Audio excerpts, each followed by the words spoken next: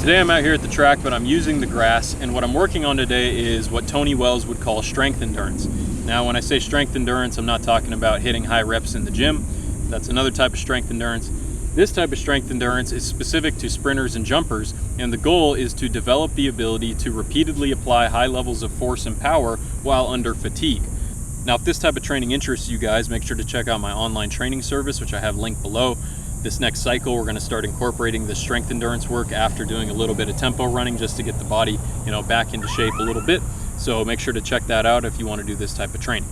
The type of endurance that's really going to help us on the track and help us to progress properly throughout the year, especially during the off season, is going to be strength endurance work in this manner. So what do I mean by strength endurance? You're going to use some form of resistance, whether it be a weight vest, the exergini, a hill, and do things like alternate leg bounds, straight leg bounds, or any type of sprint drill that you prefer over long distances with relatively short recoveries at high intensity levels. And if you put in, relatively intense work such as bounding, and you do it over a long enough distance, you're going to start to feel, you're going to get lactic legs, your lungs are going to be pumping. It's hard work, but it's a little bit slower of a velocity than sprinting, so you're not as at much of a risk from a velocity-based type of injury. The movement patterns are not exactly sprinting, so we're going to minimize the risk of chronic overuse injuries compared to as if we were just doing speed endurance training all year. And you're able to build better coordination, work on more of a force-dominant type of movement, and do that in a way that develops endurance with those qualities.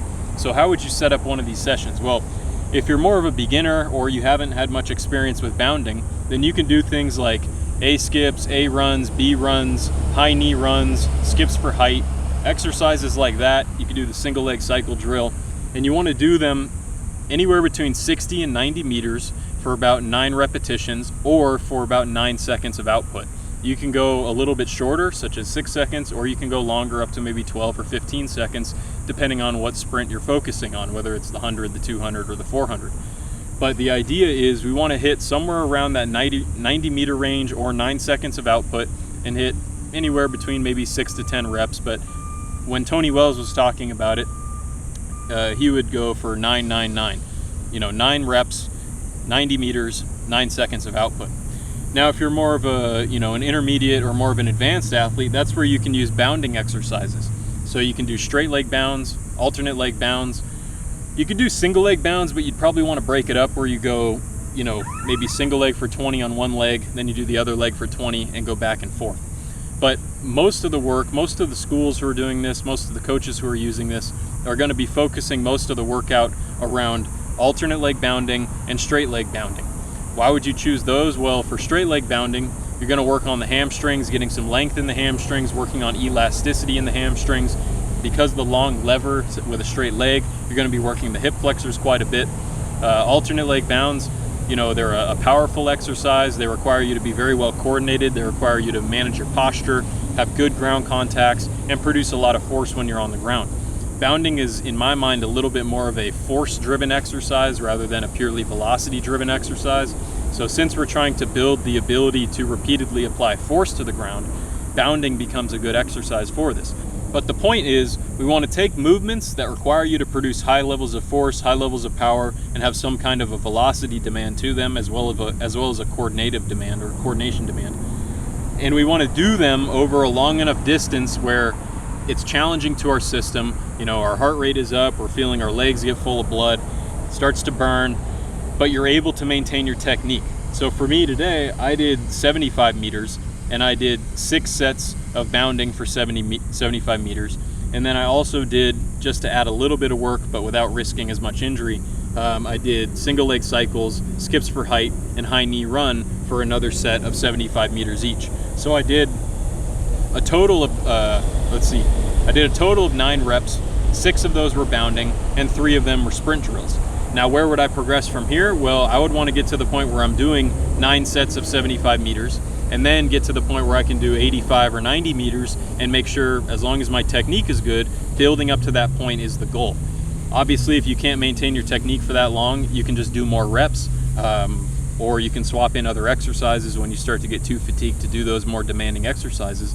But what you're going to get out of this is the ability to stay elastic, stay relaxed, apply force, and maintain, you know, your power outputs while fatigue starts to accumulate.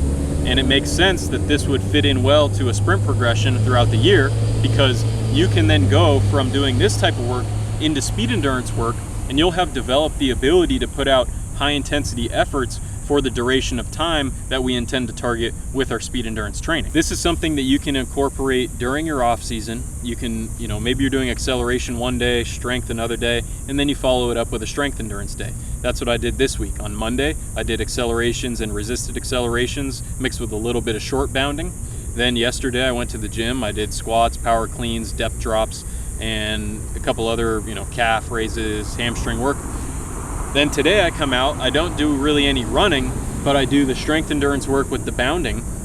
So now I've covered acceleration, strength, power, and strength endurance or power endurance all within 3 days of training, and my body feels pretty good, because even though through all those 3 days I've hit relatively high intensities, I've hit, you know, good velocities, good power outputs, I'm not just hammering on that sprinting motion, wearing down my adductors and hip flexors and all that. Instead, I'm giving a little bit of variation to my body so it can work on all these qualities, but without getting broken down too much, and also leaving some room in the tank for me to be motivated and looking forward to getting into faster sprinting as my body gets used to these types of training and I'm ready to progress to the next level.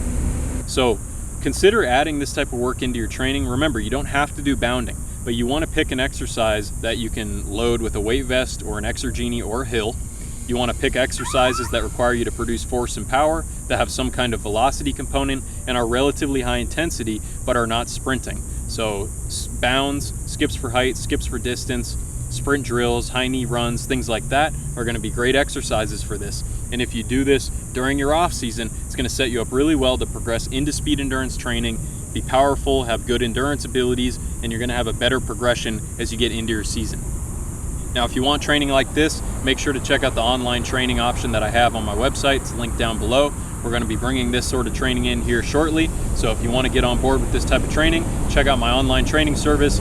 You'll get access to my Discord, and you'll have some nice progressions, nice training that'll get you ready for the season. So that's all I got for you guys right now. Thanks for tuning in. I appreciate you watching. I'll catch you next time. This is Cody Bidlow with SprintingWorkouts.com and ATHLETE.X, signing off.